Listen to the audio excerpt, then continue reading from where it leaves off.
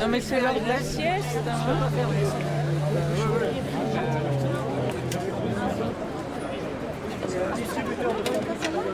Oui, bah écoute, le jour.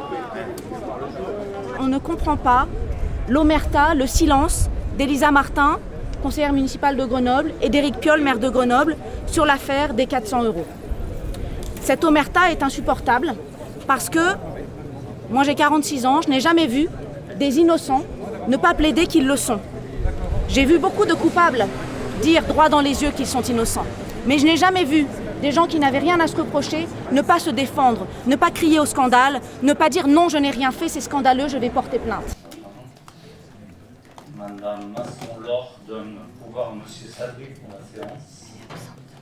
Madame... Ce dont vous êtes accusé par le Canard enchaîné avec le maire de Grenoble, et que vous ne niez point, est minable et dégueulasse. Vous faites le choix, avec les mots que vous avez même vous-même choisis, de baver, et de nous inviter à monter sur le ring. Mais, en l'occurrence, nous gardons la tête froide, nous mesurons les raisons qui peuvent être derrière ces attaques, et nous pensons que, en la matière, il n'est pas ni justifié ni opportun de monter sur ce ring médiatique, et que la justice est saisie et donc permettra de faire la lumière sur cette affaire.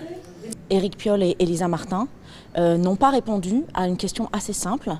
Est-ce que c'est vrai ou est-ce que c'est pas vrai? Et quelque part, un innocent n'a jamais de difficulté à plaider son innocence. Et là, le maire lui a répondu à la presse, comme aujourd'hui en conseil municipal, ces éléments de langage. Il ne veut pas monter sur le ring, c'est un ancien collaborateur qui s'en prend à lui. Et Elisa Martin a gardé le silence. Voilà. Et dans la presse, elle a dit, lors d'un interview au Dauphiné Libéré, j'ai contacté mon avocat. Ce sont les seules réponses que l'on a. Quand on est innocent, bon sang, mais on le crie. On dit mais non, mais c'est complètement faux, c'est diffamatoire, on va attaquer le monsieur et la source du Canard enchaîné, attaquer le Canard enchaîné.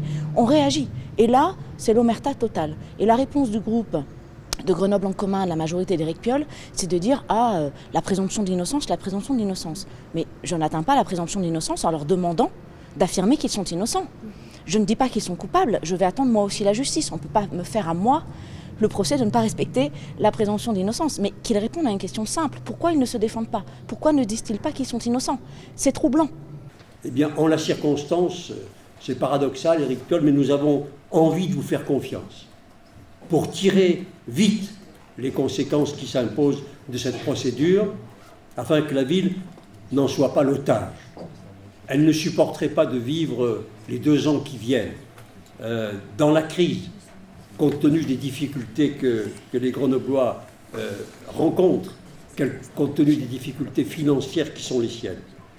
Je regrette qu'Éric Piolle ne tire pas les conséquences des affaires qui sont en route et ne se retire pas. Il devrait se mettre en retrait comme ça lui est demandé par des membres de sa majorité, parce que la ville ne peut pas vivre pendant 2 ans au rythme des affaires judiciaires. Les Grenoblois connaissent beaucoup de difficultés, beaucoup de problématiques non résolues, et cette situation va encore aggraver la vie des Grenoblois d'une certaine manière. J'ai dit à Éric Piolle, bon, vous avez incarné quelque chose en 2014, une intuition. Vous êtes ensuite passé, vous avez gâché tout ça par un dogmatisme excessif.